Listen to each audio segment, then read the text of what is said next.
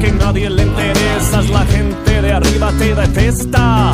Hay más gente que quiere que caigan sus cabezas. Si le das más poder al poder, más duro te van a venir a coger. Porque fuimos potencia mundial. Somos pobres, nos manejan mal. Dame todo el power para... Hola, amigos de YouTube, ¿cómo están? Yo estoy bien, al menos en lo que cabe. Espero que ustedes también estén muy bien. Hoy les traigo un tema fuerte, las injusticias de la cárcel. Si les gusta este tipo de contenido, háganmelo saber en los comentarios. Y bueno, sin tanta jalada, como la tengo, vamos a empezar. Clor te explica por qué la injusticia es el verdadero deporte nacional. Hoy no vengo a gritar, bueno, tal vez un poco. Porque vamos a hablar de algo que me da más coraje que ver a alguien comiendo pizza con catsup, la injusticia. La injusticia es tan mexicana como el taco, pero con tripa podrida. Es ese hermoso momento en que encarcelan a un inocente por robar pan, pero el político que desvió 500 millones se jubila con pensión vitalicia. ¿Sabías que en este país, si protestas pacíficamente, te acusan de terrorismo, pero si haces fraude electoral, te invitan a una entrevista en la tele, con cafecito incluido? La justicia aquí funciona así: si tienes dinero, es negociable. Si no tienes nada, felicidades, acabas de ganar un pase directo al sistema penitenciario, sin pruebas y sin abogado. Las injusticias en el sistema penitenciario y las detenciones arbitrarias en México son una realidad alarmante que afecta a numerosos ciudadanos. A continuación, se presentan algunos casos emblemáticos y datos relevantes que ilustran esta problemática. Si les gusta, no olviden suscribirse y darle like, que eso me motivará a subir más videos así, con calor. Si les gusta, empezamos. 1. El caso de Daniel García estuvo 17 años y medio preso por un crimen que no cometió. Su caso llegó hasta la Corte Interamericana de Derechos Humanos, donde ganó al Estado mexicano. Cuando salió de prisión en 2019, este abogado, que había sido regidor y pastelero, acudió rápido a revisar su casa. García había perdido todo lo que había cosechado en su vida anterior, ya no tenía coche ni terrenos, mucho menos dinero en el banco. Todo lo había vendido o entregado para tratar de defenderse de los tentáculos de un caso fabricado que lo tuvo encerrado durante casi 2 décadas. Solo había conservado una vivienda, situada en un fraccionamiento privado llamado Club Hípico, en el sur del Estado de México. Llegó a verla y se sorprendió de encontrar un cartel: se vende. Él no la estaba vendiendo. Se hizo pasar por comprador y ahí desenterró las primeras huellas de un despojo. La casa, su casa, pertenecía ahora a la arquidiócesis de Tlalnepantla. Durante los últimos 6 años, Daniel García ha perseguido y diseccionado el entramado con el que le quitaron la última de sus posesiones, una casa valorada ahora en 8 millones de pesos, más de $400,000. En su investigación ha encontrado los 2 caminos que desembocan en el mismo resultado. El arzobispado de Tlalnepantla se queda con la vivienda. En el primero, en 2006, fue utilizado un poder falso, en el que Daniel nombraba a una chica a la que jamás había visto, Jovane Paredes, como su apoderada legal sobre la casa, y ella vendía la propiedad al arzobispado de Tlalnepantla. Esa ruta naufragó cuando una notaria pidió la ratificación de Daniel. El segundo itinerario es más complejo. Se trata de un juicio de usucapión en 2007. Este polémico proceso legal es la piedra angular de muchos despojos porque permite quedarse con una vivienda cuando te has hecho cargo de ella durante al menos 5 años. En este caso es el padre de Jovane, José Manuel Paredes, quien reclama la casa como suya, gana el juicio y la vende inmediatamente al arzobispado. La arquidiócesis de Tlalnepantla, a través de su departamento jurídico, pero no ha obtenido respuesta ni justicia. 2. El caso Yesenia. La decisión de un juez en el norte de México de absolver a Yesenia Armenta Graciano, madre de 2 hijos, y ponerla en libertad el día de libertad, pone fin a 4 largos años de injusticia, dijo Amnistía Internacional. Yesenia Armenta Graciano fue detenida arbitrariamente por la Policía Ministerial de Sinaloa el 10 de julio de 2012 y fue golpeada, casi asfixiada y violada durante 15 horas de tortura hasta que fue forzada a confesar su participación en el asesinato de su esposo. La increíble crueldad de la tortura que sufrió Yesenia es parte de las actividades diarias de las policías mexicanas, quienes rutinariamente presentan evidencias ilegales en investigaciones penales en todo el país. Su puesta en libertad el día de hoy da una luz de esperanza a aquellas personas encarceladas injustamente en México, dijo Erika Guevara Rosas, directora para las Américas de Amnistía Internacional. Quienes torturaron a Yesenia provienen de la misma institución que presentó la acusación en su contra. A pesar de la contundente evidencia provista por expertos nacionales e internacionales que prueba la tortura que sufrió Yesenia y de una recomendación de la Comisión Nacional de Derechos Humanos, la Procuraduría General de Justicia del Estado de Sinaloa insistió en acusar a Yesenia de un delito grave. El hecho de que ninguno de los torturadores de Yesenia hayan pisado la cárcel demuestra la falta de independencia de las autoridades en este caso. Los perpetradores de estos actos despreciables deben ser llevados ante la justicia y Yesenia debe recibir reparación por el daño sufrido. Amnistía Internacional ha realizado campañas en favor de varios casos de superviviente de tortura en todo el país. Yesenia es parte de un grupo de valientes mujeres que han iniciado una campaña nacional llamada Rompiendo el Silencio, acerca de la violencia sexual y otras formas de tortura que han sufrido. 3. El caso de María Luisa Villanueva fue detenida hace 26 años de manera irregular.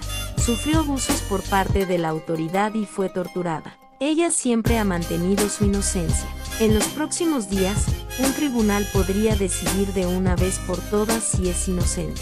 Este texto pretende reconstruir los hechos del caso de María Luisa, señalar las violaciones de sus derechos y recuperar su voz para exigir justicia.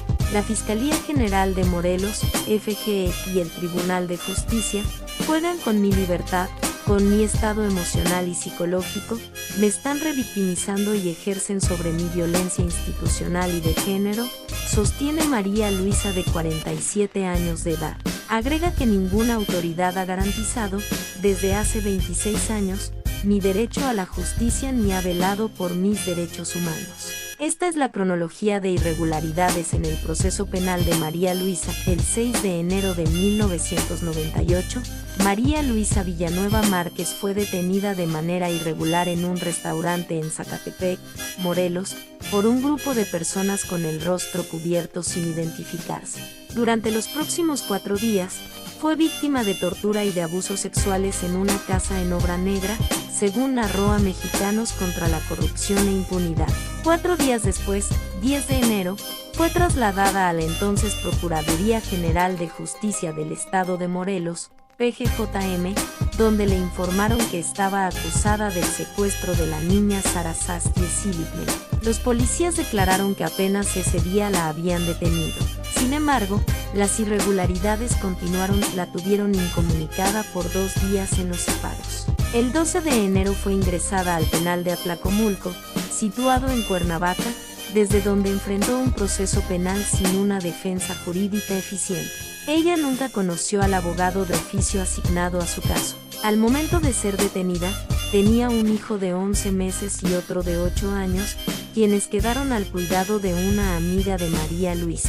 El 2 de septiembre de 1999 fue condenada a 30 años de prisión acusada de formar parte de la banda que secuestró a la menor Sara Saskie Seligman el 22 de junio de 1997, según la causa penal 06/1998.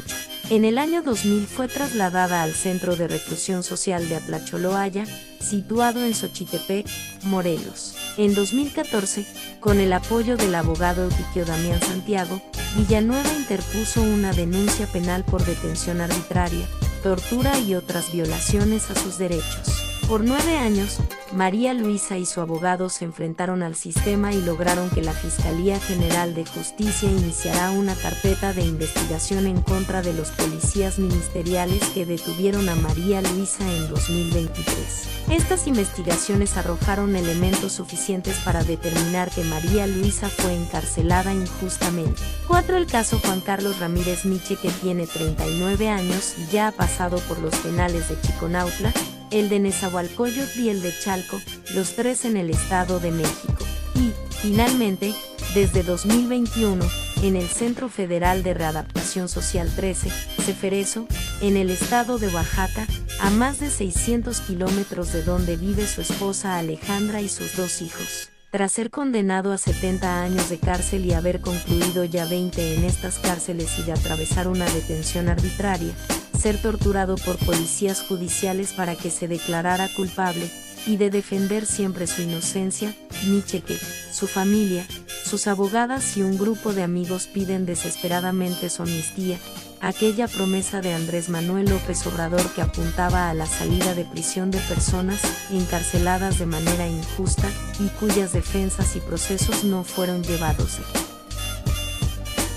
¿Qué datos hay? 80% de presos en México no han recibido sentencia. Mientras organizaciones de la sociedad civil rechazan la prisión preventiva oficiosa, el sector de transporte en el país pidió a la SCJN mantenerla. Organizaciones de la sociedad civil mostraron su rechazo a la prisión preventiva oficiosa, cuya continuidad se discutirá este lunes en la Suprema Corte de Justicia de la Nación al argumentar que es una medida cautelar que criminaliza a la pobreza y viola los derechos humanos, además de que se aplica mayoritariamente contra las mujeres.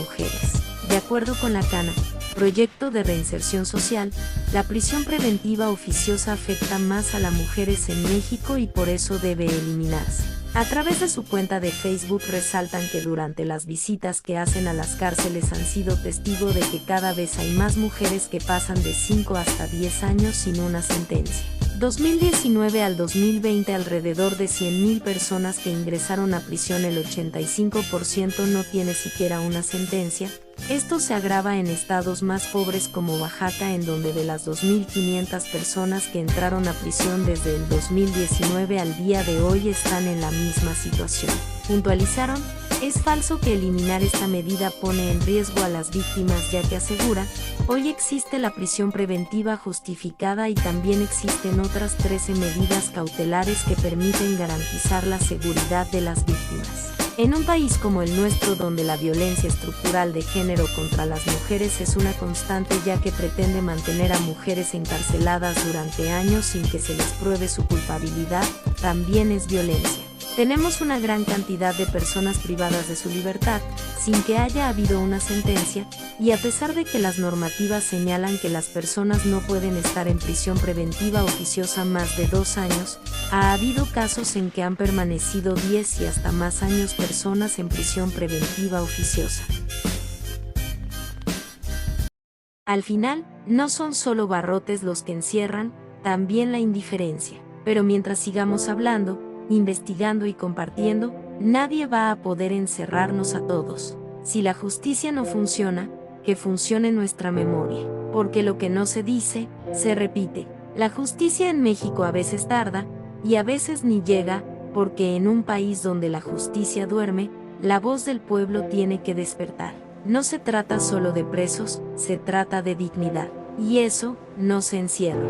Acuérdense de esto: Clore no es solo un personaje, sino somos todo el pueblo que se despierta contra la opresión y la injusticia y la corrupción del gobierno y del mundo. Nosotros tenemos el power.